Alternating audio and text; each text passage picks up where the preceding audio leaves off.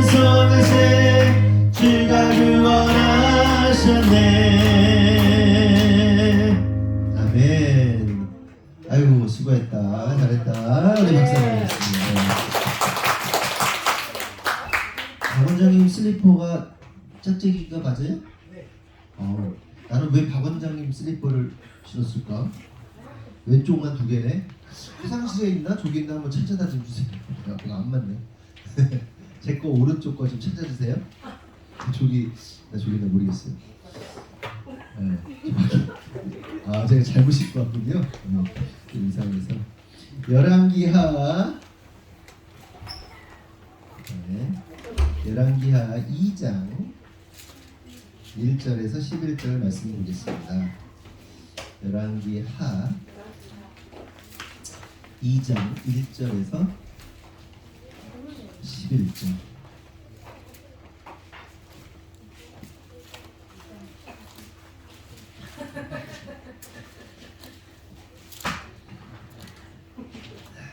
열왕기하 2장 1절에서 11절 한 절씩 교독하겠습니다. 여호와께서 회오리 바람으로 엘리야를 하늘로 올리고자 하실 때에 엘리야가 엘리사와 더불어 길갈에서 나가더니 엘리야가 엘리사에게 이르되 청하건대 너는 여기 머물라 여호와께서 나를 그대로 보내시느니라 하니 엘리사가 이르되 여호와께서 살아계시니와 당신의 영혼이 살아있음을 두고 맹세하니 내가 당신을 떠나지 아니하겠나이다 하는지라. 이에 그 사람이 베들레로 내려가니 베델에 있는 선지자의 제자들이 엘리사에게로 나와 그에게 이르되 여호와께서 오늘 당신의 선생을 당신의 머리 위로 데려가실 줄을 아시나이까 하니 이르되 나도 또한 아노니 너희는 잠잠하라 하니라.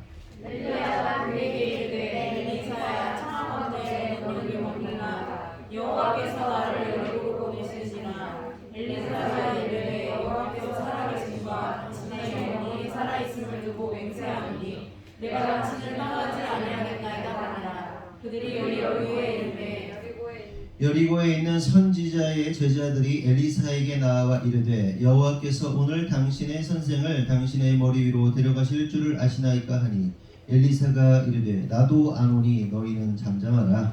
엘리야가 또 엘리사에게 이르되 청하건대 너는 머물라 여호와께서 나를 여자들로 보내시니라 하니 그가 이르되 여호와께서 살아계신과 당신의 영혼이 살아있음을 두고 맹세하노니 내가 당신을 떠나지 아니하겠나이다 하는지라. 이에 두 사람이 가니라.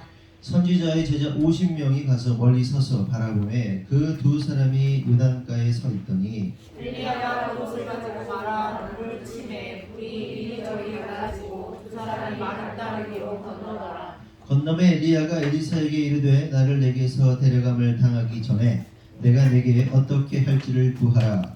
엘리사가 이르되 당신의 성령이 하시는 역사가 갑절이나 내게 있게 하소서 하는지라. 이르되 내가 어려운 일을 구하는도다. 그러나 나를 내게서 데려가시는 것을 내가 가면 그 일이 내게 이루어지리로마. 그렇지 아니하면 이루어지지 아니하리라 하고. 다같이 두 사람이 길을 가며 말하더니 불수레와 불발들이 두 사람을 갈라놓고 엘리야가 회오리 바람으로 하늘로 올라가더라. 아멘. 오늘은 갑절의 능력이라는 제목으로 말씀을 나누도록 하겠습니다. 오늘 본문은 참으로 유명한 에피소드를 담고 있죠. 좀 내용을 간단하게 말하면 엘리사가 엘리야를 끝까지 따라감으로써 하나님으로부터 갑절의 능력을 받았다는 내용을 담고 있습니다. 그렇다면 여기서 생각해 볼 사실은 엘리사가 받은 갑절의 능력이 여러분은 뭐라고 생각이 드십니까? 그러니까 엘리사가 엘리야에게 갑절의 능력을 달라고 요구를 해요. 갑절의 능력 주십시오. 그리고 실제로 갑절의 능력이 임하게 되는데 그러면 엘리사가 받은 그 갑절의 능력이라는 게 뭘까?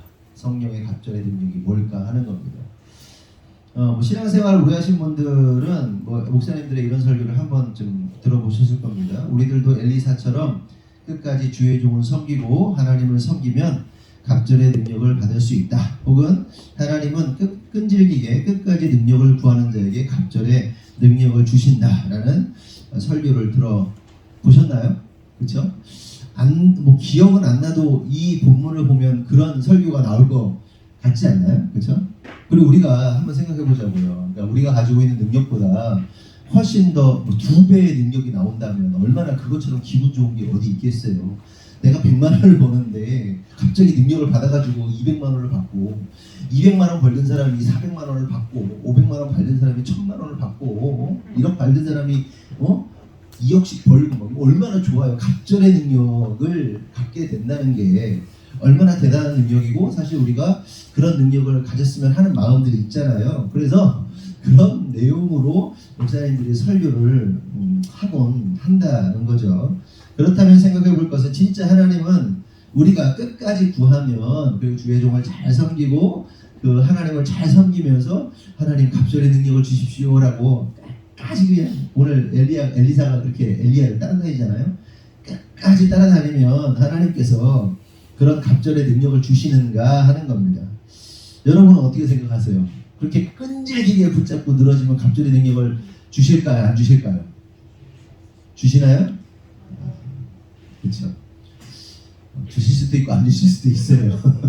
제가 아는 목사님은 백석대에서 교수님 하셨던 분이신데, 그러니까 강의하시고 그러시는 분이신데, 전에 성기전 교회에 계셨던 분입니다. 그분이 예전에 스토리를 들어보니까 정말 산에 들어가가지고 기도를 정말 열심히 하셨대요. 하나님 능력 달라고, 엘리야와 엘리사의 능력을 달라고 그렇게 기도를 열심히 했는데 하나님 능력을 안 주셨다는 거예요. 그래가지고 그분이 제가 알기로 삼성을 다니시다가 은혜를 받아가지고 신학을 하셔가지고 워낙 똑똑하시니까 학교도 좋은 데 나오시고 그러면서 어차피 주의 종으로 부르심 받은 거 하나님 나한테 정말 대단한 능력을 달라. 하나님의 놀라운 능력을 달라. 그런데 그 능력 가지고 하나님 잘 감당하겠다. 그렇게 산에 들어가서 열심히 기도하셨다는 거예요. 굉장히 똑똑하신 분이에요.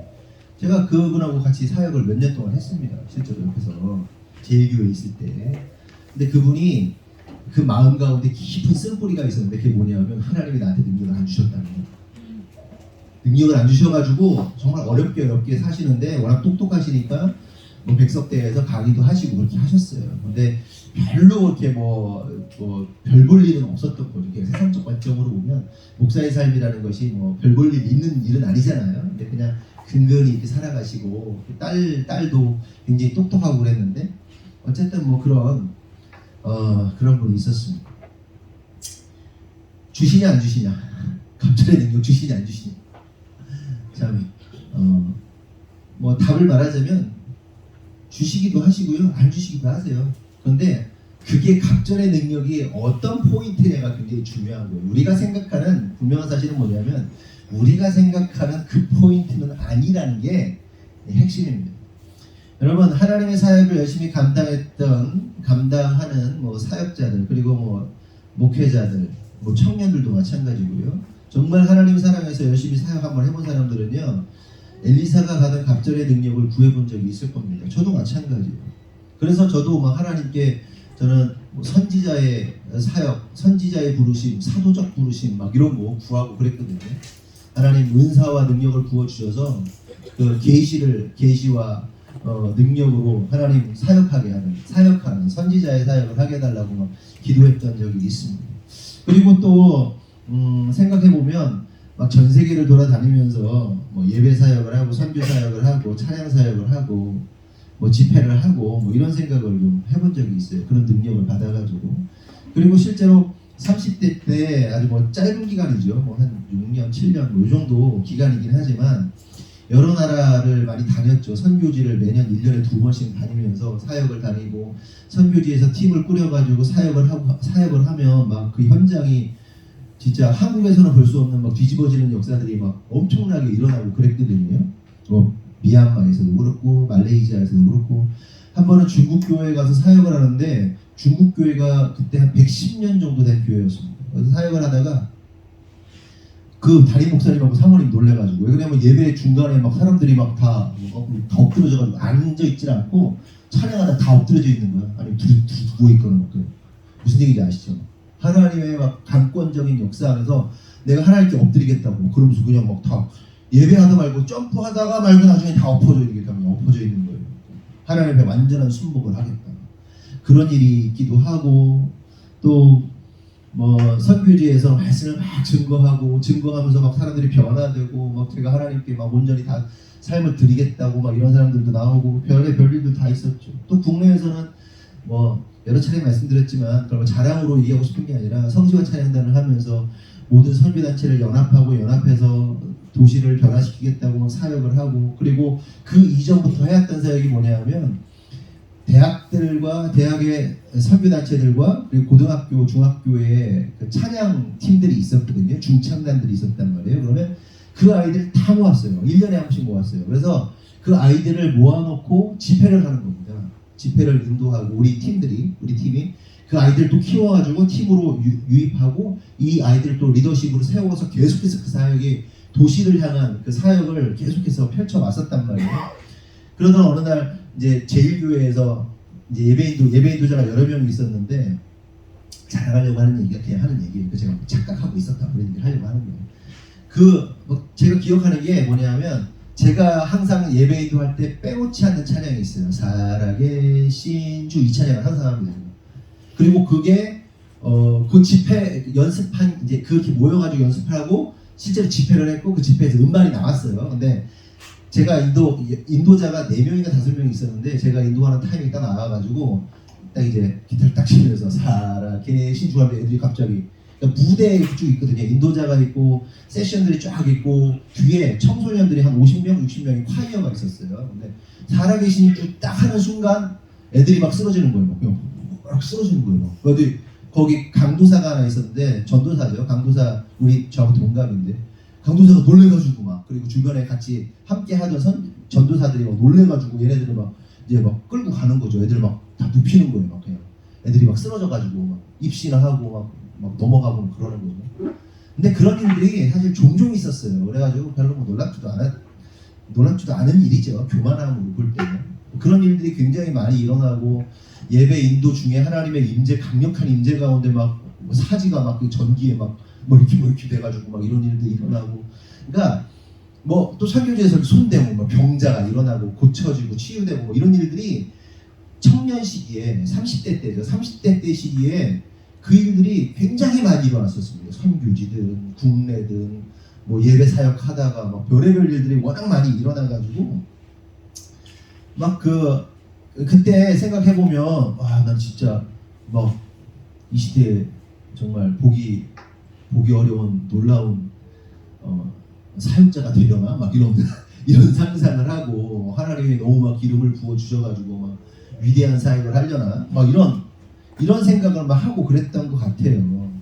그런데 그런 역사들이나 막 어떤 막 은사가 임하고 방언이 임하고 막 귀신이 떠나가고 그런 일들이 굉장히 많았는데 그런 사역을 통해서 그때 무슨 생각을 했냐면 내 연빨이 좀 센가 보다. 내가 좀 하나님이 날 이뻐하시고 그래서 나 좀 하나님 연빨이 굉장히 센가 보다 뭐 이런 생각을 착각을 했던 거죠. 하나님이 하신 거죠. 하나님이 하신 건데 물론 그 사람을 통해서 그 사람의 어떠한 하나님 오실 때 순수함이나 그 사람을 통해서 역사하는 게 있어요. 그러니까 하나님의 역사를 내가 방해하지만 않으면 내가 채널만 깨끗하면 하나님 그 사람을 통해서 일하시는 거니까. 근데 뭐 철저하게 말하면 제 능력이 아닌 거죠. 하나님이 역사하시는 거죠.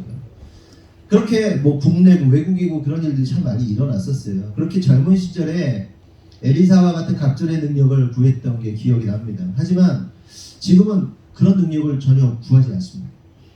왜냐하면 결국 그러한 능력을 구했던 이유를 가만히 생각해 보니까 뭐였냐면 우리가 표면적으로 선포하죠. 하나님 나라의 완성, 하나님의 영광을 선포합니다. 그거 사실이에요. 실제로 그렇게 말해요. 저도 지금도 그렇게 말하고 있듯이 15년 전, 20년 전에도 동일한 메시지를 전했습니다. 그런데 중요한 사실은 뭐냐면 내 마음 안에 그 하나님 나라를 선포하는 것은 사실이지만 그 안에 도사리고 있는 어떤 다른 마음들이 있는 거예요. 그게 더 크다는 게 아니라 아주 작았어요. 그러니까 작은 마음이 뭐냐면 그치, 나 좀 유명해지면 좋겠다. 나 성공했으면 좋겠다. 나 좀 세워졌으면 좋겠다. 뭐 천안 지역에서 20대, 30대 사이에서는 그래도 어느 정도 지명도가 있는 아주 그런 사역자였으니까 40대가 되고 50대가 되면 어떻게 될까? 뭐 이런 상상들 있잖아요. 혼자 항상 상상의 나라에 빠져가지고 이게 아주 작았어요. 작았지만 그럼에도 불구하고 그 마음들이 쑥 올라오는 거를 보면서 깨달았던 건 뭐냐면 우리들에게 있어서 그러한 능력이 그러니까 엘리사가 받았던 능력이 그러한 능력은 아닐 것이다.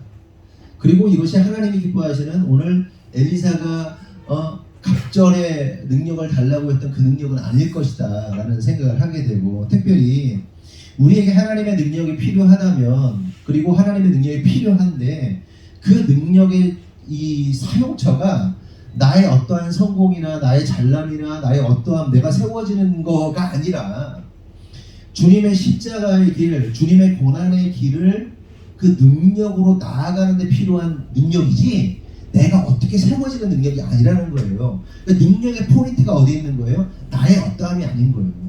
주님이 우리에게 은혜를 부어주셨고 그 주님의 길 십자가의 길을 가게 하셨으니 그 길을 갈 수 있는 담대히 나아갈 수 있는 능력인 것이지 내가 어떻게 성공하는 능력이 아니란 말이에요. 엘리사가 가요. 그리고 엘리야가 갑니다. 하늘로 오릅니다. 그리고 엘리사에게 그 하나님의 부르심이 임하잖아요. 그리고 그 부르심 가운데 엘리야의 삶을 한번 보세요. 막 3년만 동안 비 안 오고 막 그냥 누굽니까 아합과 그 이세벨이 막 죽이려고 들고 막 그냥 막 얼마나 험악해요 그 인생이 진짜. 근데 엘리야는 가요.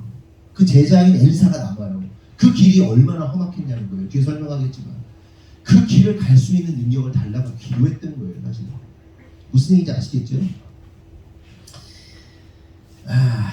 각설하고 그럼 본문 1절에서 3절을 다시 보면 여호와께서 회오리 바람으로 엘리야를 하늘로 올리고자 하실 때에 엘리야가 엘리사와 더불어 길갈에 나가더니 엘리야가 엘리사에게 이르되 청하건대 너는 여기 머물라 여호와께서 나를 베델로 보내시느니라 하니 엘리사가 이르되 여호와께서 살아계심과 당신의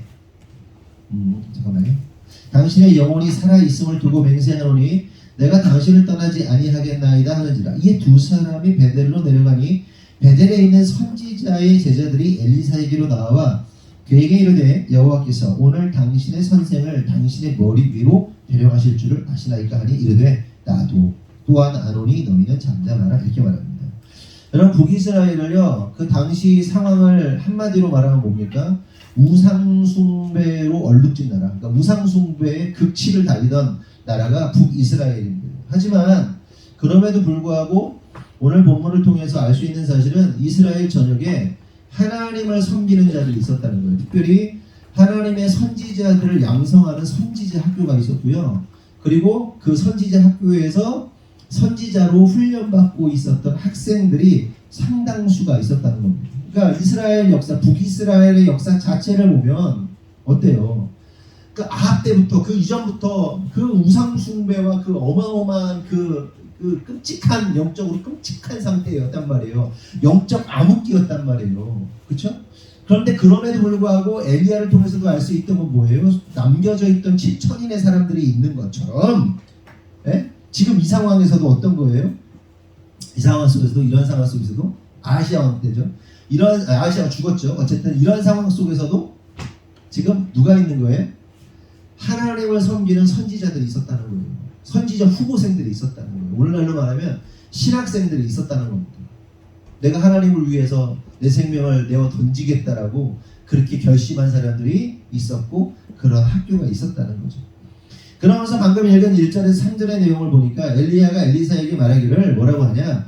너는 길갈에 있으라. 나는 하나님이 부르셔서 베델로 가겠다고 이렇게 말합니다. 너 여기 있어. 나 베델로 갈 거야. 왜? 하나님이 날 부르셔. 근데 부르시는 이유가 뭐야? 하늘로 승천하는 것 때문에 너 여기 있고 난 갈 거야. 그러니까 따라오지 마. 이렇게 얘기하는데 뭐라고 그럽니까? 엘리사가 여호와의 살아계심과 당신의 영혼이 살아있음을 두고 맹세하노니 당신을 떠나지 않겠다라고 말합니다. 그 맹세까지 해요. 굳이 맹세까지 할 필요 있나? 난 그게 결국 이 얘기는 뭐예요? 난 죽어도 당신 따라갑니다. 난 무슨 일이 있어도 당신 따라갑니다. 이런 결연한 표현을 하고 있는 것이죠. 이에 결국 두 사람은 길갈에서 베델로 갑니다. 그렇게 베델에 도착하자 선지자의 제자들이 엘리사에게 이렇게 말을 하는 거예요. 그러니까 엘리야와 엘리사가 베델 갔어요. 갔더니 그곳에 선지자 후보생들 있잖아요. 선지자로 키워지고 있는 학생들을 무리들을 만난 겁니다. 그러니까 그들이 뭐라고 그래요? 여호와께서 당신의 선생을 당신의 머리 위로 데려가실 것을 알고 있느냐라고 묻습니다. 야, 엘리사, 엘리야 선생님이, 엘리야 선지자가 하늘로 들려 올라갈 거야. 너도 그거 알고 있어? 알고 있어? 이렇게 묻는 거예요. 그러니까 선지자들이니까 다 알고 있었던 겁니다. 하나님의 말씀하심을 통해서 엘리야가 하늘로 승천한다는 사실을 알고 있었다는 것이죠. 그러자 엘리야가 뭐라고 그럽니까? 엘리야가 그에게 이르되 그러니까 뭐라요? 나도 알고 있다. 그러니까 너희는 잠잠히 있으라. 이렇게 말을 하게 됩니다. 그러면서 4절에서 6절을 보니까 또 이렇게 기록합니다. 엘리야가 그에게 이르되 엘리사야 청하건대 너는 여기 머물라. 여호와께서 나를 여리고로 보내시느니라. 엘리사가 이르되 여호와께서 살아계신과 당신의 영혼이 살아있음을 두고 맹세하노니 내가 당신을 떠나지 아니하겠나이다 하니라. 그들이 여리고에 이름에 여리고에 있는 선지자의 제자들이 엘리사에게 나와 이르되 여호와께서 오늘 당신의 선생을 당신의 머리 위로 데려가실 줄 아시나이까 하니 엘리사가 이르되 나도 아노니 너희는 잠잠하라. 이렇게 말합니다. 다시 엘리야가 말하는 거예요. 엘리사한테 뭐라고 그래요? 야, 너 여기 베델에 머물러 있어. 나 여리고로 갈 거야. 하나님이 나 여리고로 오래. 너는 그냥 베델에 있어. 여리고 갈 거야. 이렇게 얘기를 한 겁니다. 그랬더니 또 뭐라고 그래요? 하나님 뭐 살아계시는가 뭐 당신의 생명을 걸고 어쩌고 저쩌고 그러면서 또 똑같은 얘기를 하면서 무슨 일이 있어도 당신을 따라가겠다는 얘기를 하는 거예요. 그리고 그렇게 여리고에 도착하니까 여리고에 또 있던 선지자 후보생들이 또 있는 거예요. 베델 말고도. 그러니까 각 도시마다 선지자 후보생들이 있었던 거예요. 후보생들이 베델에 있던 선지자 베델에 있던 선지자 후보생들이 얘기하는 거하고 또 똑같은 얘기를 하는 겁니다. 니네 스스로 하늘로 올라가는데 너 알고 있어? 이렇게 얘기를 또 묻는 거예요. 그랬더니 뭐래요? 알고 있어, 가만히 있어. 이렇게 또 얘기를 하는 거예요. 엘리사가. 계속해서 6절을 보니까 엘리야가 또 엘리사에게 이르되 청하건대 너는 여기 머물라. 여호와께서 나를 요단으로 보내시느니라 하니 그가 이르되 여호와께서 살아계신과 당신의 영혼이 살아있음을 두고 맹세하노니 내가 당신을 떠나지 아니하겠나이다 하는지라. 이에 두 사람이 갑니다. 이번에는 엘리야가 여리고에서 요단으로 장소를 옮기려는데 지금까지 한 얘기 있잖아요. 똑같은 얘기. 또 반복하고 있는 거예요. 똑같은 얘기를 또 반복하고 있는 거예요. 그러니까 장소만 바뀌면서 똑같은 패턴의 똑같은 이야기가 3번이나 반복이 되고 있는 겁니다. 아니 그 똑같은 얘기를 3번이나 하게 만든 거. 똑같은 얘기를 또 성경에 왜 똑같은 얘기를 이렇게 기록하고 있는지 모르겠어요. 여러분 3번이나 반복해서 똑같은 얘기를 하고 있는 거예요. 그럼 이게 뭘 얘기하는 거예요? 뭔가 하나님께서 하실 말씀이 있는 거 아니겠어요? 똑같은 일을 반복적으로 말씀하실 때는 뭐예요? 뭔가 하나님이 하실 말씀입니다. 저나 제 아내도 여러분들에게 똑같은 얘기를 계속 반복하고 있잖아요. 몇 달째 하고 있잖아요. 몇 달째.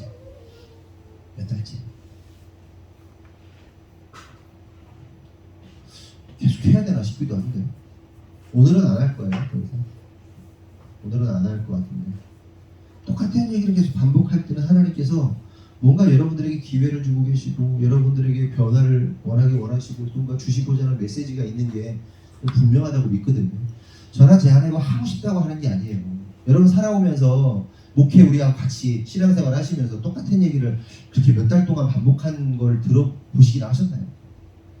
예수 십자가 얘기 말고 그리고 그렇게도 저나 제 아내가 특별히 제가 터부시하던 돈에 대한 재정에 대한 이야기를 그렇게 반복적으로 지겹도록 여러분의 시험이 들 만큼 그렇잖아요. 매우 불편하게 하나님이 뭔가 하실 일이 있는 거예요. 그러니까 들을 사람은 듣고 안 들을 사람은 듣지 말아라. 네? 듣고 웬만하면 듣고 순종하고 그래서 변화되라. 이거겠죠 하나님께서. 그렇죠? 하나님의 뜻이 있을 거라고 저는 믿습니다. 그렇게 3번이나 반복하고 있다는 것은 결국 하나님께서 하실 말씀이 있다 이겁니다. 이걸 왜 뭔가 설명을 드릴게요. 계속해서 7절에서 11절을 보면 한번 읽어볼까요? 누가 읽어볼까? 7절에서 11절 또박또박 누가 한번 읽어보세요. 선지자의 제자 50명이 가서 멀리 서서 바라보네. 그 두 사람이 요단가에 서서 있더니 엘리야가 겉옷을 가지고 말하 물을 치매 물이 이저리 갈라지고 그 사람이 마른 땅 위로 묻는더라. 건너매 엘리야가 엘리사에게 이르되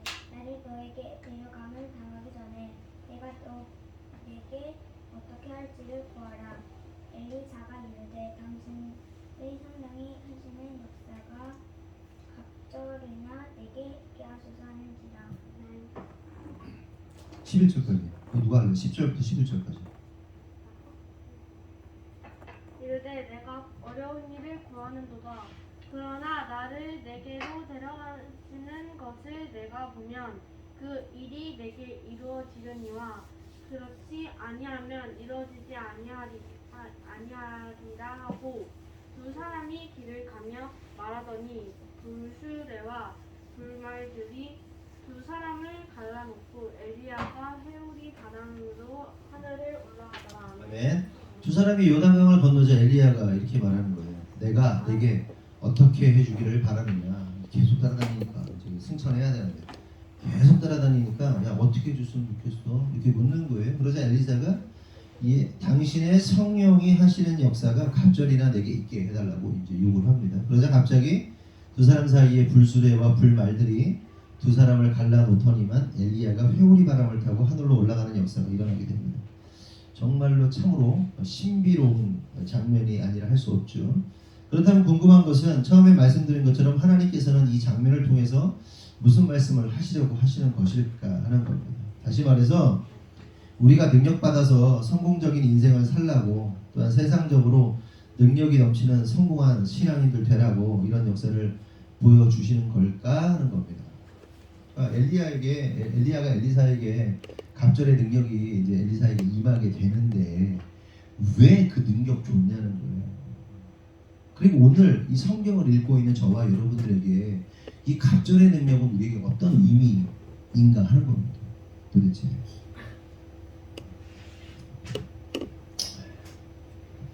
제가 까먹을까봐 미리 말씀드리면 이 갑절의 능력은요 결국 영혼을 감당하는 능력이고요. 네? 여러분들이 그러니까 예수님께서 온 인류의 영혼을 감당하셨잖아요. 아멘이시죠? 사람마다 각각의 개인의 능력치가 있죠. 근데 진짜 우리가 갑절의 능력을 받아야 하는 이유가 있다면 아까도 말씀드렸다시피 십자가의 길로 가는 거거든요. 근데 십자가의 길을 간다는 건 뭐예요? 섬기는 거예요. 여러분 어깨에 사람들을 올려놓는 거예요. 여러분 몇 명이나 올려놓고 있어요? 어떤 사람은 그냥 지 몸 하나 건사 못해가지고 그냥 난리 부르스. 아니면 다른 사람한테 짐이 되지 아예 그냥 짐만 되는 거죠.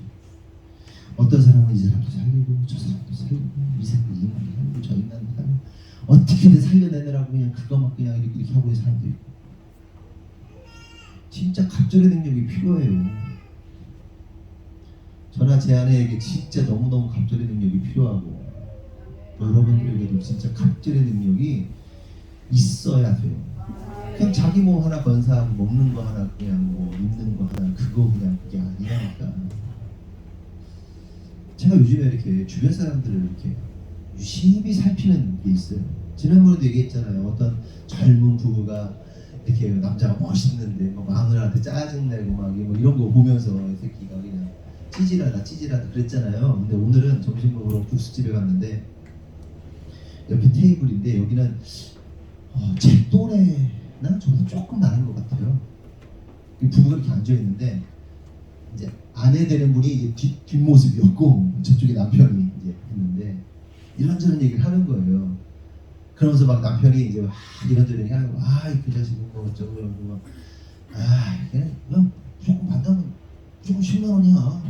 무슨 뭐 골프를 치러 갔는지 뭐 술 먹으러 갔는지. 그러니까 근데 여자분은 이렇게 여기까지 찼어 스트레스가. 그러면서 끝까지 존댓말을 해요. 존댓말하면서 그 존댓말 안에 식당이니까 존댓말 안에 그 막 꾹꾹 누르고 있는 그 에너지 있잖아요. 그 사람은 왜 그런데요? 이렇게 무슨 그러면서 상대방 남편의 공격을 하고 싶은데 식당이야 아슬아슬해. 그런데 막 그러면서 막 뭐 어쩌고 저쩌고 막 그러면서 막 이제 남편이 막 이런 얘기 저런 얘기 남자들이 뭐 다 그렇지 뭐 그러면서 막 얘기를 하는데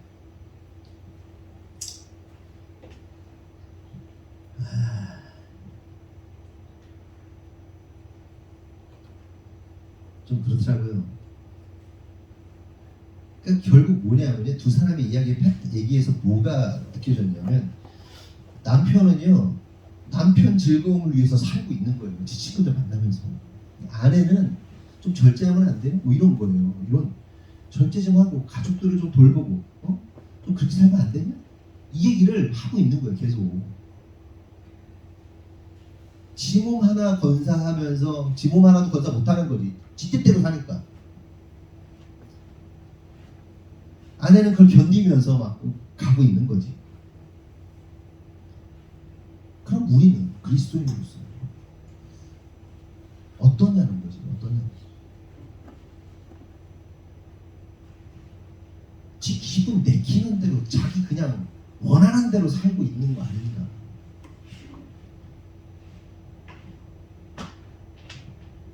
갑절의 능력을 좀 구해야 될 필요가 있긴 있어요.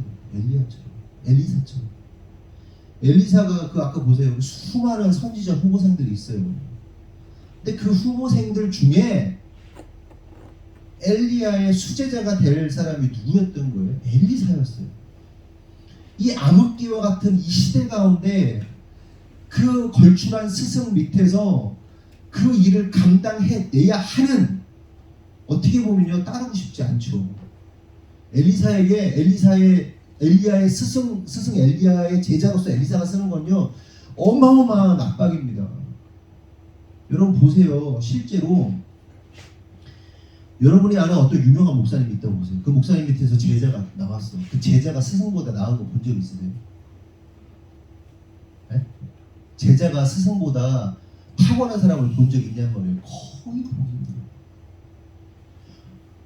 어마어마한 압박이에요. 그런데 지금 엘리사 입장에서는 그 암흑기와 같은 시대 가운데 정말 하나님의 사역을 감당하고 이 나라와 이 민족을 책임져야 하는 그 영적인 부담감, 그러니까 이 민족 자체를 자기 어깨에 올려놓은 거예요. 책임져야 돼요. 그 선지자들, 많은 동료 선지자들, 후보생들. 쉽지 않다. 쉽지 않다. 그러니 갑절의 능력이 필요하죠. 성령의 역사하심에 갑절의 능력이 필요하지. 그럼 우리는 어떤 인생 살고 있냐는 거예요. 여러분, 인생사가요, 진짜 괴로워요. 굉장히. 진짜 괴로워요. 하루하루 사는 게요, 목회자로 살아가는 게 진짜 괴로운 거예요.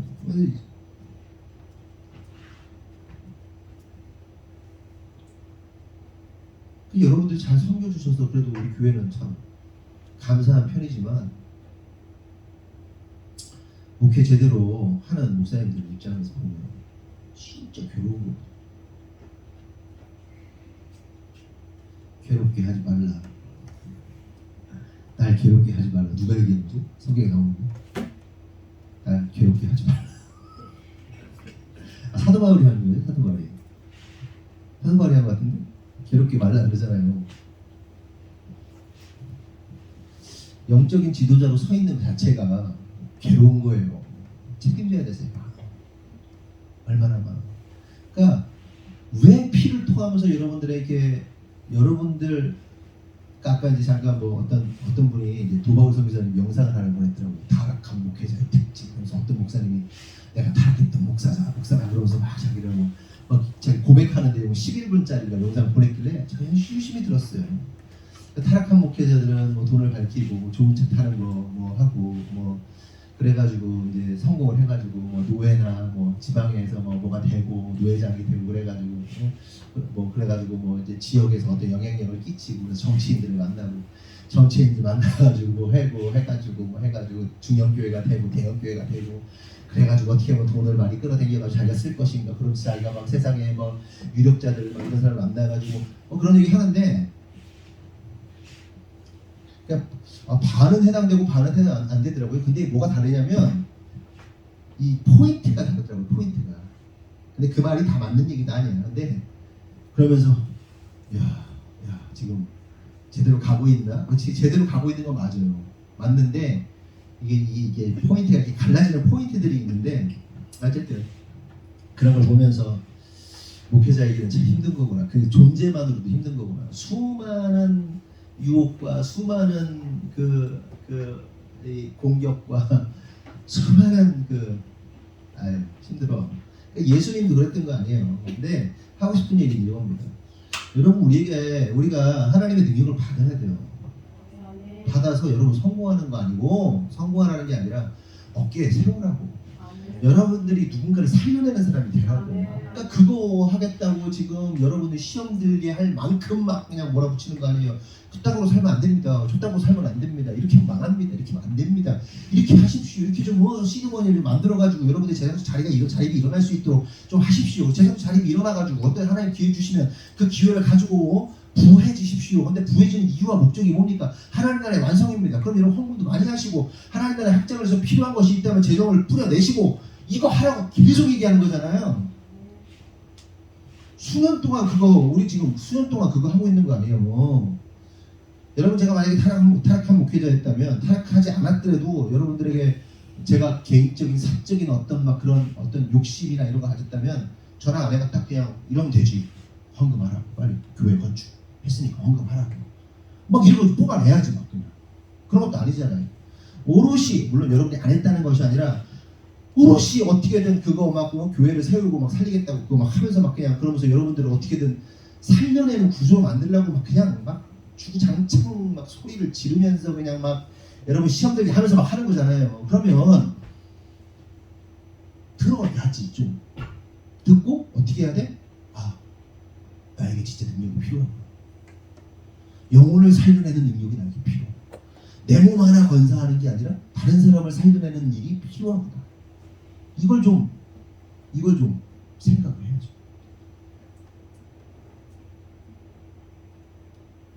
근데 뭔가 좀 잘못 가고 있네요. 싶기도 하고 이렇게 주변에서 일어나고 있는 상황들이 보면 이상하다. 얘네들 왜 이러지 얘네들이? 그런 생각이 들어요. 뭔가 이렇게 좀 잘못까지 가고 있는 것 같아. 조금 불안해요. 매우 심히 불안해. 이 지금 내 말귀를 알아듣는 거냐 못 알아듣는 거냐? 목사님 독가네. 아니 그게 아니고 팀 페리가 쓴 타이탄의 도구들이라는 책을 읽고 있거든요. 근데 이 책의 내용이 뭐가 나오냐면 이제 우리가 성공해야 하는 이유는 주일에 분명하게 말씀드렸죠. 이정훈 교수님 통해서 더 이상 오해할 필요 없어요. 분명하게 설명드렸어요. 성공해야 하는 건데 팀 페리 그 책이 뭐냐면 타이탄의 도구들이라는 게 있어요. 타이탄이 뭐냐면 세상에 성공한 거장들이 어떠한 습관과 어떠한 삶의 프로세스를 살아가고 있는가에 대해서 쭉 얘기하는 거예요. 뭐 옛날 책으로 말하면 성공하는 사람들의 7가지 습관 뭐 이런 것처럼 그 책에 또 성공하는 사역자의 7가지 습관 뭐 이런 거 있거든요. 그런 것처럼 여기서 61가지인가를 얘기해요. 성공한 사람들이 이렇게 이런 루틴을 살더라. 예를 들면 아침에 대부분의 사람들이 5가지를 한대요. 제가 다 기억할지 모르겠는데 딱 일어나자마자 자기 자고 난 이불을 뽑겠대요. 자고 난 침구를 반드시 정리한대요. 그리고 앉아가지고 거기서는 이제 메디테이션이라고 이제 명상이라고 표현하는데 묵상을 한다는 거예요. 앉아가지고 10분이고 20분 앉아가지고 좀 잠잠히 이렇게 있으면서 하루를 이렇게 아무것도 없는 백지 상태에서 저녁에 하는 게 아니라 아무 비어있는 상태에서 어떻게 이러면서 저러면서 뭐 이런 상상을 하고 또 뭐 있었지? 뭐 여러 가지 그리고 상상을 하고 그리고 반복된 행동을 한다는 거예요. 팔굽혀펴기를 10번을 하든지 뭘 하든지 똑같은 루틴을 하고 꼭 녹차나 아니면 이게 녹차 이렇게 한 거 뭐야 이거? 네? 그 중국 가면 맨날 사오잖아. 이렇게 똑같이 생긴 거 이거. 보이차? 네? 보이차를 꼭 마시고 뭐 이게 한 5가지 이렇게 루틴이 있더라고요. 그러면서 계속 제가 읽고 가고 있는데 한 5회 정도밖에 안 읽었어요. 그것도 두꺼운 책이라. 그래가지고 있는데 또 성공하는 사람들은 뭐 이러더라. 딱 생각하면서 이런 생각을 한다는 거예요. 어떤 아이디어를 반드시 하루에 10개에서 20개를 내라는 거예요. 이렇게 노트가 두 단으로 나눠진 노트가 있는데 이쪽 왼쪽에다가 아이디어를 생각하라는 거예요. 어떤 아이디어. 황당해도 상관없다. 아이디어를 생각하고 그 아이디어를 이루기 위한 첫 번째 단계. 어려운 게 아니라 무조건 할 수 있는 첫 번째 단계를 쓰라는 거예요. 이해가 됐어요? 근데 그 상상할 수도 없는 여러 가지 생각들, 그게 현실로 만들어낸다는 거예요. 예를 들면 테슬라 누구예요? 일론 머스크는 상상하다 말도 안 되는 상상을 한 게 화성을 가는 거 아니에요? 스페이스X 독보적이잖아요. 아무도 못 하잖아. 일론 머스크만 하잖아. 그거 막 이렇게 갖다 빗대고 막 그러잖아. 그래서 지구인들이 화성에 가서 뭐 정착을 하고 뭐. 상관없다는 거예요. 그런데 그 일들이, 그런 상상들이 어떻게 시작됐냐? 아주 작은 한 단계부터 시작됐다는 거예요. 1번. 그리고 또 내용에 어떤 내용이 나오냐면, 어떤 그 이름 까먹었는데 출판사의 대표야.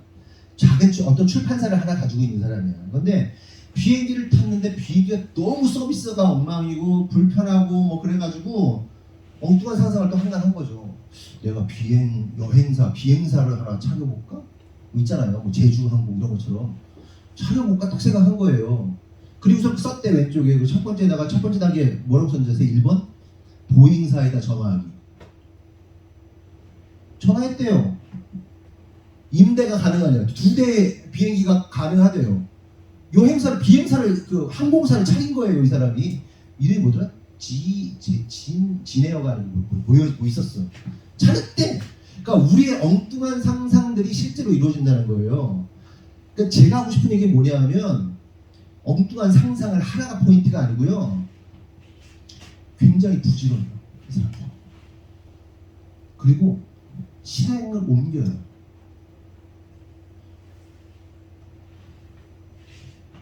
믿음은 바라는 것들의 실상인데, 그 실상이 되려면 어떻게 해야 돼요? 한 걸음 내디뎌야 돼요. 그런데 루저들의 특징이 뭐냐? 실행하지 않아. 듣고 봐. 에이, 망상이야. 웃기고 있어. 그러면서 오면서 제가 아내한테 얘기했어요. 여보, 우리가 10여 년 전에 풍세를 바람 쐬러 가다가 이쪽에 집 있었으면 좋겠다 라고 했거든요. 그리고 어떻게 했는지 아세요? 부동산에 들어가 버렸잖아. 그리고 이 집 오는 거예요. 와, 우리 교회에 있었으면 좋겠다. 그러면서 막 말도 안 되는 취향 무슨 터널이죠? 여기 거기 갔다가 막 여기? 그래가지고 말도 안 되는 이 땅을 하고 건축? 한번 전화해. 그냥 막 일사천리로 빠바바바 그냥 가는 거 아니에요. 그 한 걸음 한 걸음 굉장히 부지런해야 되는 거거든요. 우리 부지런하냐? 안 부지런하잖아. 계속 말씀드리는 게 뭐예요? 직장에서든 어디서든 간에 프로페셔널 같이 하라고. 꼭 필요한 사람 되라고. 제가 말씀드린 것처럼 장사이신 이름이 뭐였더라? 까먹었네. 장사이신 까먹었다. 우노 뭐였는데? 그 사람 장사이신 같은 거 장사하시는 분들 좀 읽어보세요. 진짜 아이디어가 폭발해요. 제가 계속해서 이게 잘 못 나가요. 책을 메모하느라고. 그 읽으려면 금방 읽는데 메모하면서. 그러니까 뭐냐 하면 그거를 실행하고 옮기려는 그 에너지가 있냐는 거예요. 그 팀 페리의 타이탄의 도구들도 거장들이 사용하고 있는 도구들이 있는데 여러분, 제 아내가 지난번에 얘기했잖아요. 오늘날 시대에 다 잘할 필요 있는데 하나만 잘하면 된다 이렇게 얘기했잖아요. 근데 어떤 자기가 장인의 영역 속에서는요 하나만 잘하면 돼요. 장인의 영역 속에서는. 근데 비즈니스의 영역 속에서는요 타이탄의 도구들이 뭐라고 그러냐면 다 잘하라는 거예요. 다 잘하려면 어떻게 해야 되겠어요? 엄청 애써야 돼요. 다 잘해야 된대요. 세무도 할 줄 알아야 되고 로보틱 기요사키도 부자바이도 이야기 뭐냐면 다 해야 된다고. 다 잘해야 된다는 거예요. 네? 다 잘하려면 어떻게 해야 돼요? 공부해야 되고요. 책 읽어야 되고요. 그 관련된 나의 비즈니스든지 나의 거에 관련된 지식들을 다 쌓아야 돼요. 저는 마구잡이로 요즘 책 읽잖아요. 다 읽거든요. 머리가 깨져 죽습니다. 빵빵 터져요. 그냥. 내가 그런데 풀어낼 수 있는 공간은 여러분들이니까 그걸 계속해서 풀어주는 거예요. 읽어봐 좀 책 좀. 장사하시는 비즈니스 하시면 장사하시면 꼭 읽어봐. 그렇게 바꾸고 부지런해요. 근데 안 부지런. 근데 왜 그 부지런함이 안 나오는지 아십니까? 목표나 목적이 없어요. 분명한 목적이나 목표가 없는 거예요. 그리고 그 분명한 목적과 목표는요, 반드시 하나님과 관계가 돼 있어야 돼요. 그 현승원도 그 얘기를 하는 거예요. 도파민, 사람은 목적과 목표가 있으면 도파민이 엄청나게 쏟아진다는 거예요. 근데 자기가 그 회사를, A-라는 회사를 20대 때부터 30대 후반까지 이걸 키워내면서 엄청나게 그거를 쏟아졌는데, 그게 어떤 투자 회사를 통해서 이게 완전한 회사가 돼버리잖아요. 그래서 당신은 경영에서 빠지라고 하고 자기가 얼마를 받고 빠져나온 거 아니에요. 그때부터 도파민이 안 나오더라는 거예요. 그래서 시계도 사보고 차도 사보고 맛있다는 거 한 번도 안 먹었던 거 사람들이 만나고, 인플루언서들 뭐 인싸들 만나자고 그래서 같이 만나기도 하고 교제도 하고 30만 원짜리 스테이크도 먹고 했는데 자기가 무너지고 있대요. 한 달밖에 못 하겠대요. 한 달, 두 달밖에. 근데 나에게 강력한 도파민이 필요해. 뭘까? 하나님 믿어요. 하나님. 그래서 신학교 갔어요. 하나님 부르셨어요. 갑자기 그러더니 너 네 전 재산을 포기할 수 있냐? 하나님 물으신 거야.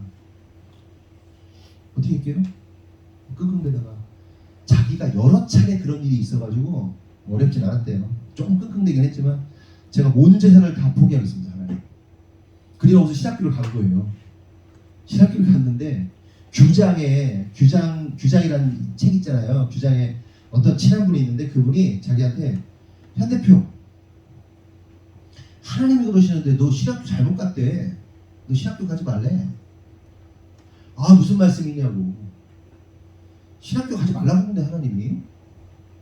그럼 하나님이 말씀하셨어. 너 네 주변에 지금 진짜 괜찮은 사람을 하나 붙여줬대. 누구야? 그 내용 보신 분 있으세요? 누구야? 뭐 그런 거야. 아, 없다고. 빨리 얘기해. 하나님이 너는 신학교 아니라고 그러고 너 기도해봐. 그리고 너한테 진짜 괜찮은 사람 하나 붙여줬는데 그 사람이랑 뭐 하면 된다는데 하나님이. 누구야? 알고 봤더니 이 사람이 신사임당 주원규라고 있어요. 굉장히 유명, 100만. 그래가지고 그 회사 팔아고 있어요. 최근에 그 둘이 같이 하잖아요. 사역을. 주원규를 전도해가지고 둘이 막 지금 오림교회 다니면서 하나님의 사역을 감당하고. 결국 뭐였냐? 너 전 재산 다 바칠 수 있냐? 네 돈 3천억 다 바칠 수 있냐? 하나님이 물으셨을 때 다 포기하겠습니다. 신학교 가겠습니다. 주의종이 되겠습니다. 한 게 뭐냐면, 그리고 아브라함 이삭을 바치는 것처럼 네 모든 것을 바칠 수 있냐라는 하나님의 테스트였던 거죠. 그리고 나서 그 부르심으로 지금 더 깊은 부르심으로, 우리 표현으로 더 깊고도 더 높은 부르심으로 계속 나아가고 있는 거예요. 주원규가 원래 그 신사임당이 예수 믿는 사람이 아니었다니까 전도했어요. 그래서 두 사람이 그 케미가 어마어마해가지고 하나님을 믿는 사람으로서 하나님의 역사를 이루기 위해서 어마어마한 일들을 하고 있습니다. 도파민 얘기하다 그랬는데, 여러분, 우리가 왜 우리의 생각이, 우리의 뭔가가 그 막 부지런하지 못하게 하는 이유가 뭐예요? 비전도 없고 목표도 없고 이루고자 하는 바가 없어요. 제가 여러분 하나님 나라의 완성을 위하여 어쩌고 하면 그냥 그런 거 가보다 싶은 거지. 그게 그냥 뜬구름인 거지. 저한테는 실제인데 많은 분들에게 그게 실제가 아니야. 하나님 나라의 완성. 그럼 하나님 나라의 완성을 뭘 할 거야? 다음 세대를 세워야 돼. 선교지도 도와야 되고, 응? 교회도 세워야 되고, 그럼 하나님의 일을 정말 열심히 감당하는 사람 세워야 되고, 학교도 세워야 되고, 우리 믿음의 선배들이 이 나라 이 민족 가운데 세웠던 것처럼 그런 모델들이 있으니까 그런 것도 해야 되고. 그러면 막 이게 불타는데 우리한테 그게 없는 거야. 단지 집 하나 있었으면 좋겠다. 단지 좀 더 좀 잘했으면 살았으면 좋겠다. 뭐 이런 종류인 거지.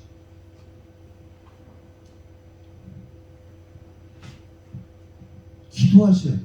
하나님의 비전이, 하나님의 꿈이 진짜 나에게 실제가 되기 원한다고 구해야 돼요. 네? 진짜 동상이몽이라니까. 다른 꿈을 꾸고 있어. 이게 돼야 돼. 진짜. 그러면 날카로워져. 부지런해져. 가만히 있을 수 없어. 어떻게든 하나님의 뜻을 이뤄내기 위해서 바빠져. 부지런해져. 제가 오늘 공부방에서 한 몇 년이야? 3, 4년, 4년 하나도 변함없던 영어방을 새롭게 이렇게 변화를 시켰습니다. 바꿨어요. 세팅을 바꿨어요. 그 책을 보고 제 무의식 가운데 뭔가 새로워지고 뭔가 어떤 것들을 이뤄내기 위해서 필요한 게 뭐냐라고 생각했을 때 제 무의식적으로 작동한 것 같아요. 환경을 바꾸자. 불편한 동선은 바꾸자. 그래서 이것저것 막 바꿔놨습니다. 이렇게 동선을 편하도록. 그래서 제가 예전부터 한 얘기가 뭐예요? 우리가 굉장히 중요한 의식 가운데 하나가 뭐가 있어야 된다? 우리 그리스도인들은 어느 현장에 가든지 딱 도착하면 예수님이라면 여기서 지금 뭘 하셨을까? 시장 바닥에 닦았는데 시장이 더러워. 예수님이 뭐 하셨을까? 청소를 하셨을 것 같아요. 청소. 어느 현장에 딱 들어갔어. 예수님이 뭘 하셨을까? 그렇지. 이게 돼야 돼요. 그래 여러분 기도하면서 하나님 나에게 꿈과 비전 주세요. 하나님 나에게 하나님의 마음 부어주세요. 마음 받잖아요. 그 마음 받은 게 황당할 수 있거든요. 그 누굽니까? 그 전인구라는 사람도 있거든요. 전인구라는 사람은요 주식으로 유명한 사람이에요. 청년인데 결혼했나 안 했나 모르겠네. 이 양반의 꿈이 뭐예요? 하나님 자기가 대학 갈 때 하나님께 서원한 게 있어요. 북한의 교회 100개 세우게 해달라. 100개가 1000개 세우게 해달라. 정말 열심히 삽니다. 그래서 유튜브 쇼츠 딱 올라갔는데 무슨 국산차 타는데 손으로 선체 쫙 한 다음에 빨리 가야 된다고 빨리 달려가지고 이 바람을 빨리 물길에 말려야 된다고 그래서 막 달리더라고요. 수십억 수백억 부자예요.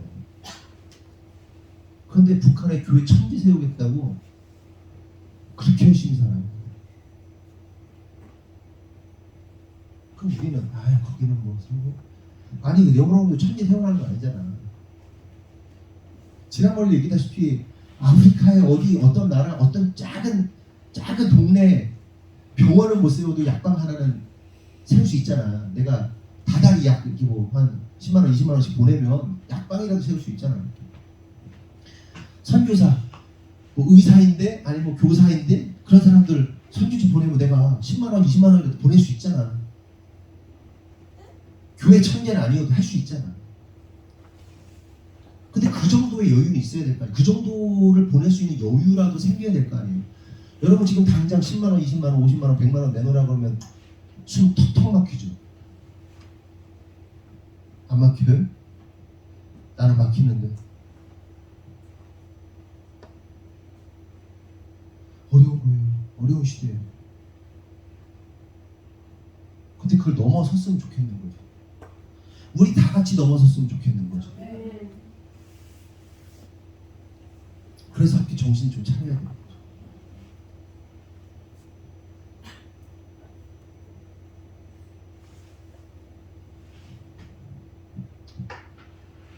내가 너무 지질이 궁상을 떠나 싶기도 하고 그럴 때가 있어요. 제가 지난번 주일에도 얘기했잖아요. 빤스 10몇 년 된 그 빤스 하나 찢어졌다고 마지막으로 매형 그 중으로 자기 안 맞는다고 자기 중으로 5장이가 줬는데 그 중에 마지막 5번째가 찢어졌거든요. 야 지금 궁상 떨고 있나? 성도들한테 말도 안 되는 얘기를 하고 그런 얘기도 하고 그런 생각이 들기도 하고. 부지런하자고요. 부지런해져야 돼요. 부지런해야 돼요. 그리고 그렇게 준비된 사람을 하나님이 쓰시는 거예요. 저기요, 우리 동네 어디죠? 거기? 무슨 아파트지? 떡볶이집 거기 분식점. 청소에 분식점 나왔어요. 보면서 무슨 얘기인지 아세요? 아씨, 내가 하면 대박 터지는데, 씨. 아내하고. 여보, 우리가 완전 대박인데 나월 1000만 원 벌 것 같은데 막. 제가 그리고 계속 그 전에 무슨 얘기를 했냐면 여기다가 여기 풍세에다 떡볶이집 하나 내자고, 분식점 내자고 지금 계속 얘기를 했는데 문제가 뭔지 아세요? 맡길 사람이 없어요. 제가 볼 때 여러분들 중에 맡길 사람이 없다. 맡길 맡길 만한 사람이 있어. 근데 그 사람은 딴 일을 해야 돼. 맡길 사람이 없어. 프로 정신이 없어.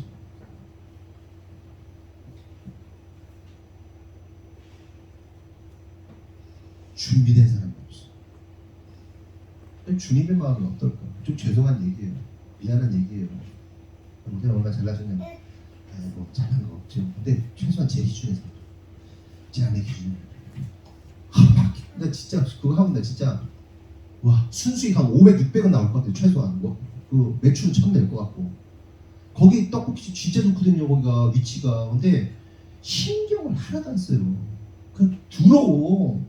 근데 애들이 맛도 없는 떡볶이를 맛도 더럽게 없대. 근데 애들이 없으니까 그걸 계속 사 먹어요. 떡꼬치하고 더러워요 가게가.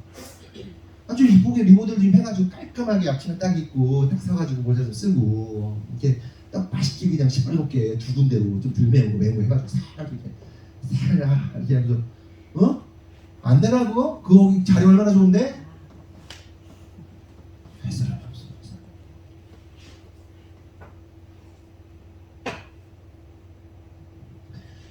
프로답게 사셔야지. 준비되셔야지.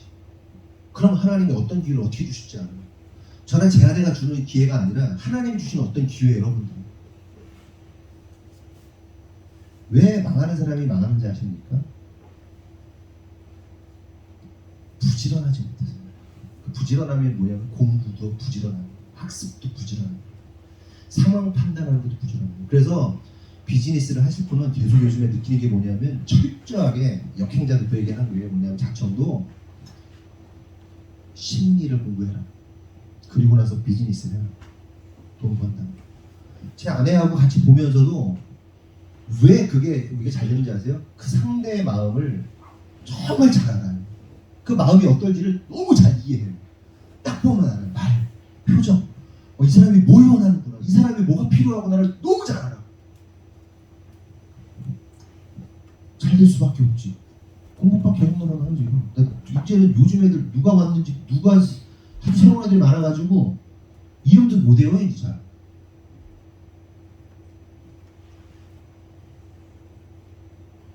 더 벌 거예요. 근데. 압도적으로. 하나님 나라 위해서 써야 되니까.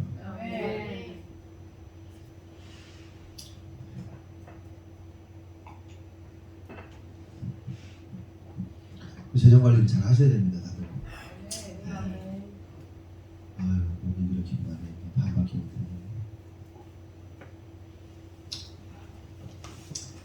때문에. 다시 본론으로 들어가서 좀 빨리 읽어볼게요. 왜 하나님은 세 번이나, 그러니까 불술의 불말들 두 사람이 갈라놓으니까 회오리 바람 타고 하늘로 엘리야가 올라가고 아주 신비로운 장면인데 궁금한 것은 하나님께서는 왜 이러한 장면을 통해서 이 장면을 통해서 무엇을 말씀하려고 하시는 것일까? 우리가 능력받아서 성공적인 인생 살라고 세상적으로 능력 넘치는 성공한 신앙이 되라고 이런 역사를 보여주시는 걸까? 답은 그렇지 않다. 물론 여러분 실패하는 삶 사는 이가 아니에요. 성공하는 삶 사셔야 돼요. 우리 그리스도인들은 반드시 그러니까 세상적인 물신을 섬기는 성공이 아니라 청교도적인 프로테스탄트적 성공을 반드시 해야만 합니다. 그게 하나님의 영광을 돌리는, 하나님께 영광 돌리는 거라고 분명히 말씀드렸어요. 그렇죠? 성공 못하는 건 신앙이 나쁘다는 거예요. 직장에 가서 성공적이지 못하다 신앙이 매우 나쁜 겁니다. 청교도적 정신이 없는 거예요. 사업을 하는데 사업이 세워지지 않는다? 굉장히 불손한 거예요. 신앙적으로. 아셨어요? 내가 지금 신앙적으로 뭔가 잘못이 있구나. 네? 능력이 없다? 아니, 능력이 있어야 돼. 갖춰야 돼. 그 타이탄의 도구들에서 거기 뭐라고 얘기를 하냐면 세상에서 가장 성공한 사람들은 1등한 사람들이 아니라 그 1등을 이겨낸 사람들이야. 그 사람들은 다 평범하다. 근데 그게 있지. 분명한 목적. 근데 그들과는 다른 우리가 분명한 목적이 또 있지. 근데 그 목적, 그 분명함을 단지 성공하고 세상적으로 부자된 것만 아니라 진짜 목적을 가지고 사는 사람들을 우리가 동시대적으로 유튜브를 통해서 보고 있지. 그래서 감사합니다. 그 샘플들이. 옛날에는 뭐 부흥 집회 어떤 장로님 오셔가지고 성공한 막 이 스토리 얘기했는데 우리는 진짜 젊은 제대로 훈련된 젊은 부자들, 신흥 부자들, 그리스도인들 부자들, 하나님 나라를 위해서 목숨을 거는 자들. 이수성 작가는 순교에 계속 각오로 지금 살고 있잖아요. 너무너무 이 압박을 받고 있단 말이에요. 죽을까봐. 죽음이 굉장히 가까워서. 어쨌든 하나님께서 왜 이러한 일들을 엘리야와 엘리사를 통해서 보여주시고 하는 것, 도와주시고자 하는 것이 뭐냐? 결국은 뭐냐면 이 모든 사건들이요, 오늘 장소나 불말, 불수레 모든 사건들이 결국 뭘 가리키는 거냐면 예수 그리스도 한 분을 딱 가리키는 거예요. 엘리야와 엘리사인데 예수 여기 딱 예수 이거 하고 있는 거예요. 예수 설명을 드릴게요. 그러니까 우리가 대단한 능력 받아가지고 뭐 대단한 일을 하라는 게 아니라 예수를 바라볼 수 있어야 된다. 예수를 설명하고 있다는 얘기를 하는 거예요. 성경은 예수 그리스도를 증거하는 책입니다. 고로 구약의 엘리야, 엘리사, 불말, 불수레, 회오리 바람, 그리고 길갈, 베델, 여리고, 요단강으로 움직이는 일련의 사건들이 결국 예수 그리스도의 사역과 역사를 보여주는 내용이라고 보시면 돼요.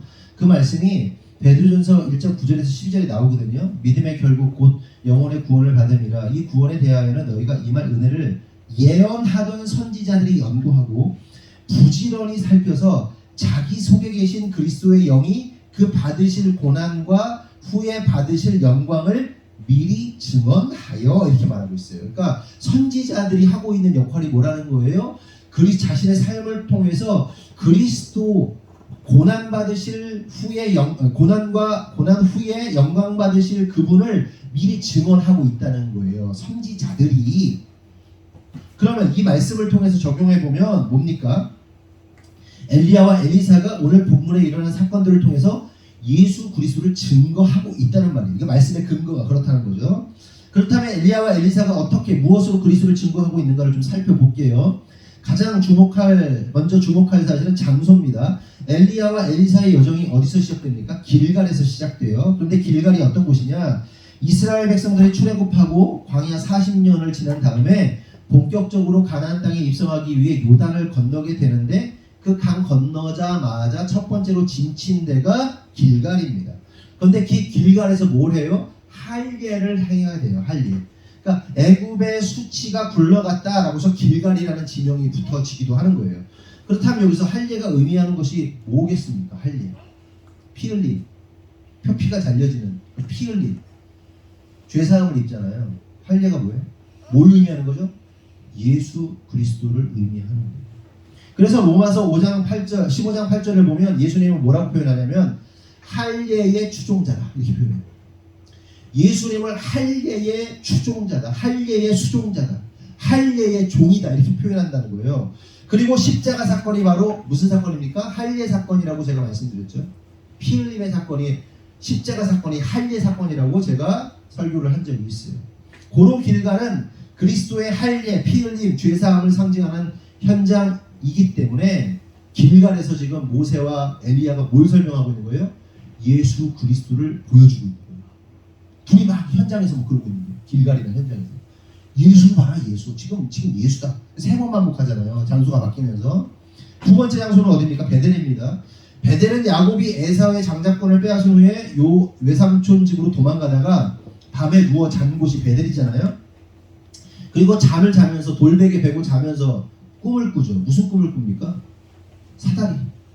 야곱의 사다리 꿈을 꾸다. 그리고 천사들이 오랑락. 그러니까 하늘과 땅이 연결돼가지고 천사가 오랑나랑 보는 거예요. 그럼 보세요. 이 땅과 인간과 하나님을 연결해주는 유일한 사다리가 누구예요? 예수 그리스도. 베델. 예수 그리스도를 베델에서 또 설명하고 있는 거예요. 하늘과 땅을 이어주는 유일한 통로 예수 그리스도. 베델도 예수 그리스도를 보여주고 있는 것이다. 계속해서 여리고는 어떤 현장인가? 이스라엘 백성들이 약속의 땅 가나안으로 들어가면서 가장 처음 무너뜨린 성이 바로 여리고죠. 그런데 이 여리고성을 무너뜨릴 때 지도자가 누구예요? 여호수아. 여호수아가 뭐죠? 예슈아. 구원자. 예슈아가 누구예요? 예수. 여호수아 이름이 예수예요. 예슈아예요. 같은 이름이에요. 같은 이름. 그러니까 여리고가 알려주는 메시지는 구원자 예수를 통해서 죄악의 성이 무너지는, 세상이 심판되어지는 역사를 보여주고 있는 거예요. 지금 이렇게 계속 장소가 옮겨지잖아요. 마지막으로 요단강은 뭘까요? 요단강은 바로 죽음을 의미하죠. 물에 빠져 죽는 거예요, 요단강은. 근데 요단에 빠지는 행위가 뭐예요? 물세례입니다. 물세례. 세례요한의 물세례. 홍해의 물세례. 제가 하는 얘기 아니라 말씀에 나오는 거예요. 물에 들어갔다 나오는 그 물세례라고 표현한다니까요. 물세례라고. 홍해도 물세례고 요단강도 물세례고 요한의 물세례도 물세례고, 내가 죽고 예수가 사는, 예수로 사는. 결국 이를 통해 알 수 있는 사실은 엘리야와 엘리사의 이동 경로들이 결국 하나같이 누구를 가리키고 있다? 예수 그리스도와 그의 사역을 설명하고 있다는 겁니다. 이해되셨죠? 그런데 엘리야와 엘리사가 요단강으로 이제 도착하게 됩니다. 그 후에 잠시 후에 불수레와 불말이 임하면서 엘리야는 하늘로 승천하고 엘리사에게는 성령의 능력이 갑절로 임하는 역사가 일어나죠. 그러면 또 이 그림들은 또 뭘까요? 그것은 하늘로 승천하신 예수 그리스도와 이 땅의 제자들에게 강력한 성령의 임재가 나타나게 되는 것을 의미하는 겁니다. 이해되셨죠? 엘리야가 승천하는 것은 예수님의 승천이에요. 승천한 다음에 뭐가 일어나요? 강력한 성령의 역사가, 성령의 능력이 엘리사에게 임하잖아요. 엘리사는 뭐 제자란 말이에요. 우리 그리스도인 제자들에게 뭐가 임하는 거예요? 성령이 임하는 겁니다. 그래서 요한복음 16장 7절 8절 보면 5절부터 지금 내가 나를 보내신 이에게로 가는데 너희 중에서 나더러 어디로 가는지 묻는 자가 없고 도리어 내가 이 말을 함으로 너희 마음에 근심이 가득하였도다. 그러나 내가 너희에게 실상을 말하노니 내가 떠나가는 것이 너희에게 유익이라. 내가 떠나가지 아니하면 보혜사가 너희에게로 오시지 아니할 것이요 가면 내가 그를 너희에게로 보내리니 그가 와서 죄에 대하여 의에 대하여 심판에 대하여 세상을 책망하신다. 내가 떠나가는 게 유익이야 라고 말씀하시잖아요. 그런데 그러면서 누굴 보내시겠다? 보혜사. 보혜사가 누구죠? 보호하시는 영, 보호하시고 은혜를 주시는 그 영이 성령님이잖아요. 이 그림이 바로 엘리야의 승천과 엘리사에게 임한 성령의 역사인 겁니다. 그러므로 성도는 우리가 깨달아야 할 사실이 여기 하나 있는데, 그것은 엘리사가 구한 갑절의 능력이라는 것은 결국 성령님이 우리에게 임하시는 역사를 의미하는 거예요. 이해되셨죠? 뭐라고요? 갑절의 능력은 뭐예요? 성령이 임하는 사건이 갑절의 능력이에요. 성령을 받은 자들이 갑절의 능력을 받은 자란 말이에요. 여러분 성령 받으셨습니까? 여러분 안에 나 방언 못하는데 나 뭐 은사가 없는데 그걸로 물론 방언을 통해서도 성령이 임했는지 안 임했는지 알 수 있지만 내가 말씀을 듣고자 하는 마음이 있어. 교회를 막 오고 싶어. 하나님 말씀 듣고 싶어. 주님을 나는 진짜 쓰레기인데 내 안에 자꾸 주님을 향한 마음이 있어. 그게 성령이 임한 거예요. 네? 다른 게 성령이 임한 게 아니고 나는 뭐 부족해. 저 사람은 성령이 안 임한 거지 임한 게 아니고, 여러분 성령이 안 임하면 주님의 말씀을 사모할 수 없어요. 특별히 우리 교회 같은 막말하는 교회에서는 견딜 수가 없다고. 그렇잖아요. 근데 왜 꾹꾹 나와가지고 맨날 수요일에 처먹고 금요일에 처먹고 주일에 처먹고, 죄송합니다, 욕 처먹고, 예배 끝나면 또 뒤에서 욕 처먹고, 여기 미용실 가서 처먹고, 여기 가서 마당에서 처먹고, 또 배고프니까 또 밥 처먹고, 뭐 그래서 끊임없이 처먹잖아요. 막 욕도 처먹고 밥도 처먹고 막. 그런데 왜 교회 귀여워? 왜 맨날 욕 먹는데? 네? 오늘도 또 사모님이 또 욕하실 것 같은데 욕하고 있어요. 네? 안 할 것 같아. 해 그냥. 항상 욕해. 항상 잘못된 거 보면 못 견뎌. 미치겠어. 뒷담화한다. 우리 예수님 닮아서 그래요. 예수님 저것들이 뭐라고 그러면서 욕하잖아요. 예수님 닮아서 끊임없이 뒷담화해요. 욕하는 내용이 뭐예요? 왜 그따위로 사냐? 그 욕하는 거잖아요. 좀 바뀌면 안 되냐? 그 얘기하면 듣는 여러분들이 뭐예요? 네? 나 이렇게 살면 안 되는구나 이 생각하는 거 아니에요? 그쵸?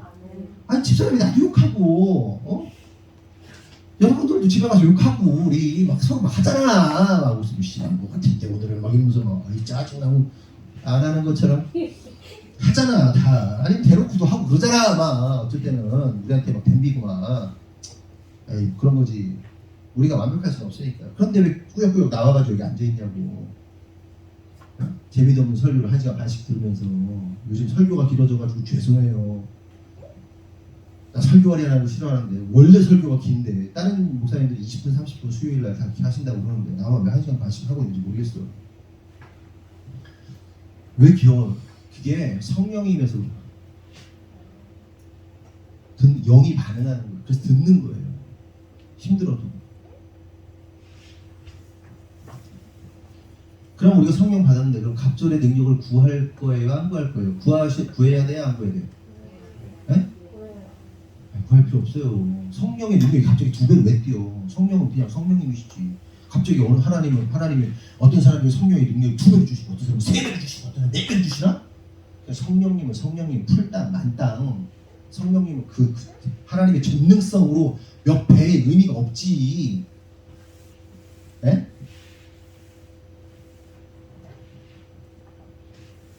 그러니까 시적 표현. 뭐 어떤 표현이라고 쓰니까 나 밥 많이 주세요. 아니가 밥 됐다 말이 나 밥솥채 주세요. 이렇게 밥 많이 달라는 뜻이잖아요. 그런 뜻이에요. 이렇게. 왜? 나의 스승 엘리야가 그 아합과 이세벨의 그 어마어마한 핍박 속에서도 진짜 견뎌내시기 얼마나 힘들었습니까? 나 2배로 주셔야 돼요. 견딜 수 없어요. 겸손한 거지. 겸손한 거. 아이고, 갑절의 능력 결국 성령님이기 때문에 의지하기만 하면 돼요. 의지하세요. 의지하면 돼요. 성령이여 막 역사하라 막 이게 아니고 옛날에 막 성령님을 막 명령하고 막 그런 애들도 있었어. 몰라가지고 성령의 실체를 몰라가지고 성령이여 이 말 지어라. 네가 막 성령님을 막 명령해. 성령님 오셔서 다스려 주십시오. 통치해 주십시오. 성령이여 이 말 지어라. 막 지가 무슨 성령님 위에 계셔? 옛날에 무식해가지고 그랬다니까. 지가 막 성령님을 막 명령해. 웃기고 있는 거지. 어쨌든 그럼 마지막으로 생각해볼 사실은 엘리야가 갑절의 능력, 갑절의 역사를 달려고 했을 때 엘리야가 야 네가 어려운 일을 구한다 이렇게 말했잖아요. 이게 뭘 염두에 두고 한 말일까 하는 겁니다. 뭘 염두에 두고 마태복음 20장 21절에서 28절 보면 좀 긴데 읽지 않겠고요. 이 말씀에 이제 28절만 읽을게요. 이게 제자들이 막 이제 다 우의정 좌의정 달라고 막 엄마가 막 부탁하고 그러니까 막 높아지는 사람 낮아지고 낮아지는 사람 뭐 이런 얘기 나오거든요. 그러면서 인자가 온 것은 섬김을 받으려 함이 아니라 도리어 섬기려 하고 자기 목숨을 많은 사람의 대속물로 주려 함이라 이렇게 예수님이 말씀하고 결론 내십니다. 그러니까 방금 읽은 말씀 28절의 핵심이에요. 그러니까 예수님이 뭐라고 하시는 거예요? 한마디로 말하면 야 나 십자가에서 죽는다 이런 얘기예요. 그래서 제자들에게 20절에서 27절을 통해서 무슨 말씀하시냐면 이 길은 힘든 거야. 어려운 길이야. 말씀하시는 겁니다. 다시 말해서 이 길은 높은 자리에 가는 길이 아니야. 낮아지는 길이야. 섬김받는 것이 아닌 섬기는 길이야. 종이 되어야 하는 길이야. 자기 목숨을 내어주는 길이야. 이 길은 이렇게 어려운 길이야 라고 예수님께서 말씀하시는 거예요. 그래서 인자가 섬김받으러 온 게 아니라 섬기러 온 거야. 목숨 주려고 온 거야. 쉽지 않은 길이지 이렇게 얘기를 하고 있는 겁니다. 결국 엘리야가 엘리사에게 한 말 네가 어려운 일을 구하는도다 라는 말씀은 예수님께서 제자들에게 하신 말씀과 같은 맥락의 말씀인 거예요. 그러니까 엘리야가 엘리사에게 갑절의 능력을 달라고 했을 때 갑절의 능력을 줄 수 없어. 그 어려운 문제야 라고 한 게 아니라 네가 그 갑절의 능력을 받아도 어쨌든 그 길은 죽음의 길이고 십자가의 길이기에 참으로 어려운 길을 가게 되는 거야 라는 말씀인 겁니다. 결국 우리가 깨달을 될 사실은 갑절의 능력인 성령님의 능력으로 우리는 결국 주님 가신 그 십자가의 길을 걷게 된다는 것이고 또한 성령의 능력으로 그 십자가의 길을 걸을 수가 있게 된다는 것을 의미하는 거예요. 결론보다 우리가 갑절의 능력 성령 받았잖아요. 성령 받았기 때문에 그 고난의 길을 기쁨으로 갈 수 있어요. 아멘.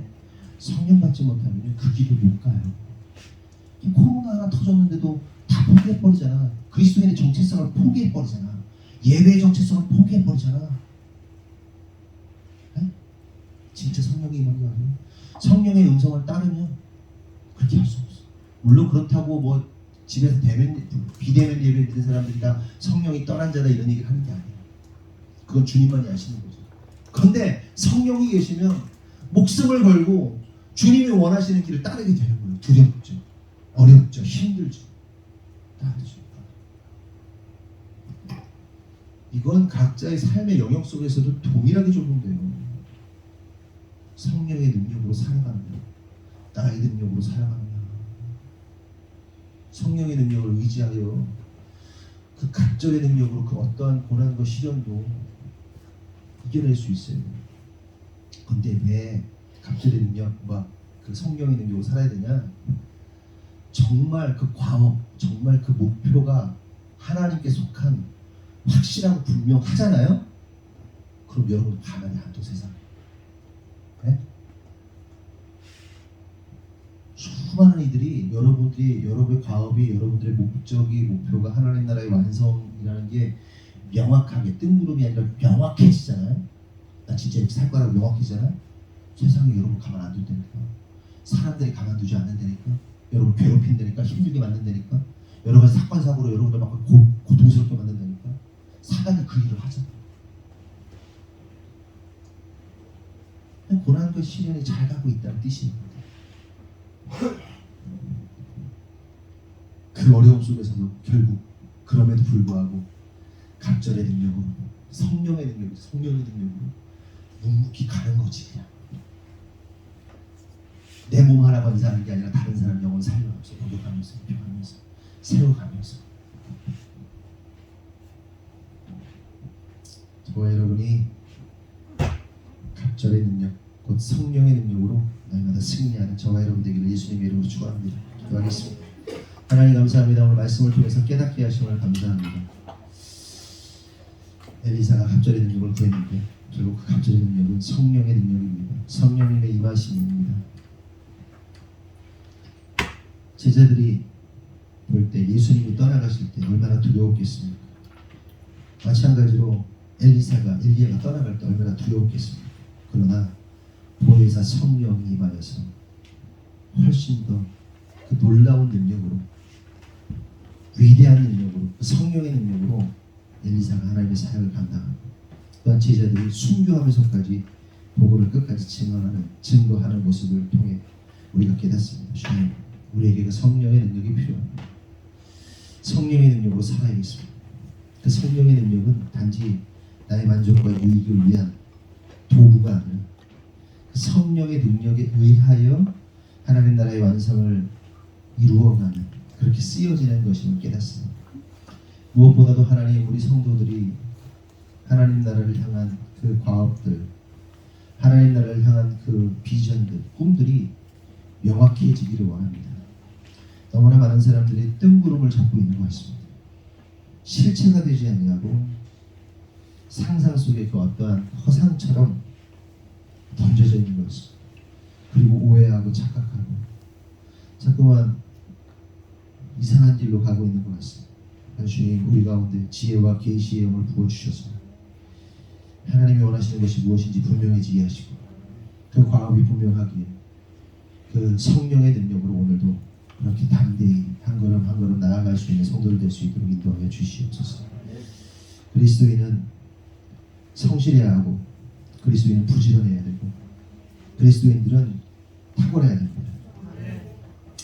탁월하지도 않고 성실하지도 않고 지혜롭지도 못하고 그냥 그렇게 인생 허비하는 인생은 참된 그리스도인이라 할 수 없습니다. 단지 성품 좋은 것, 단지 사람 좋은 것, 단지 착한 것. 제가 알기로는 그렇게 착하고 그냥 그렇게 사람 좋은 거는 악이라 생각을 합니다. 주님, 악한 겁니다. 인간에게 주는 선하지만 하나님에게 주는 악합니다.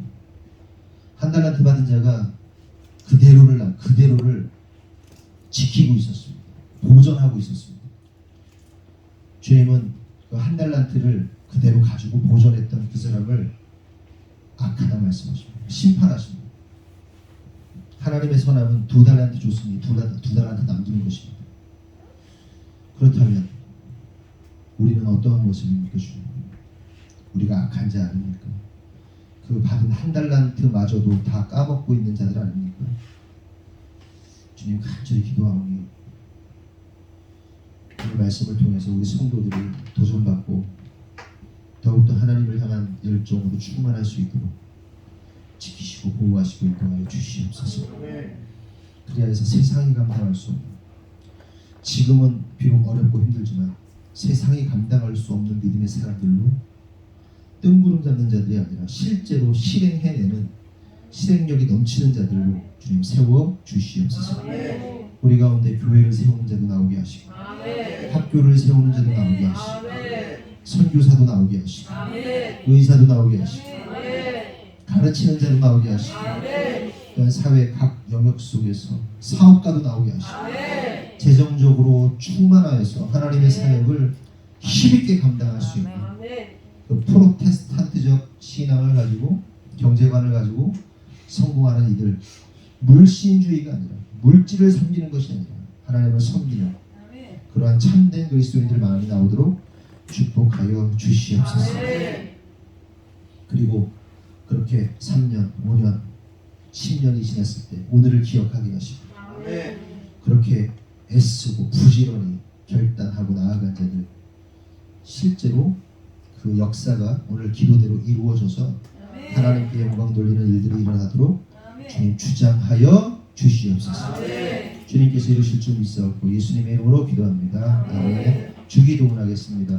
하늘에 계신 우리 아버지여, 이름이 거룩히 여김을 받으시며 나라가 임하시며 뜻이 하늘에서 이루어진 같이 땅에서도 이루어지고 오늘 우리에게 일용할 양식을 주시고 우리가 우리에게 죄진 자를 사하는 것 같이 우리 죄를 사하여 주시옵고 우리를 시험에 들게 하지 마옵시고 다만 악에서 구하시옵소서. 나라와 권세와 영광이 아버지께 영원히 있사옵나이다. 아멘. 하나님의 영광을 위해서